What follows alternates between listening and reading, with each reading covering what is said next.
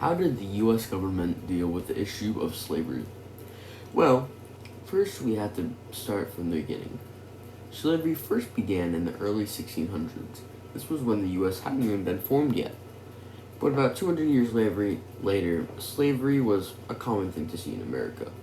Slavery was so common in the late 1700s, some people were making a living off of slaves, especially farmers who had to do with lots of physical labor.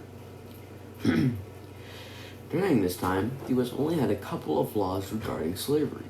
One of the most important laws was the Missouri Compromise. The main trait of the Missouri Compromise was the Missouri Compromise line, which divided the country into two parts: the free land and the slave land. Free land was where runaway slaves would go to become free, and also where, if you were born in the North, then you were free. And the South is where white men could own slaves.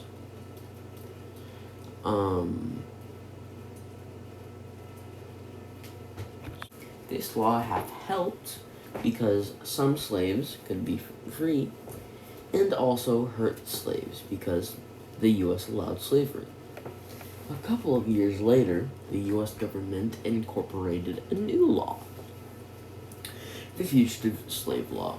This law allowed slave owners to retrieve runaway slaves.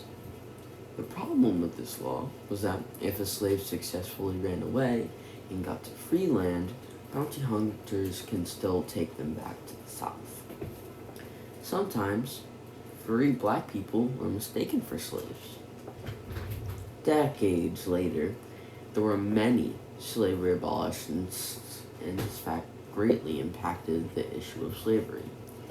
One of those slavery abolitionists included Abraham Lincoln.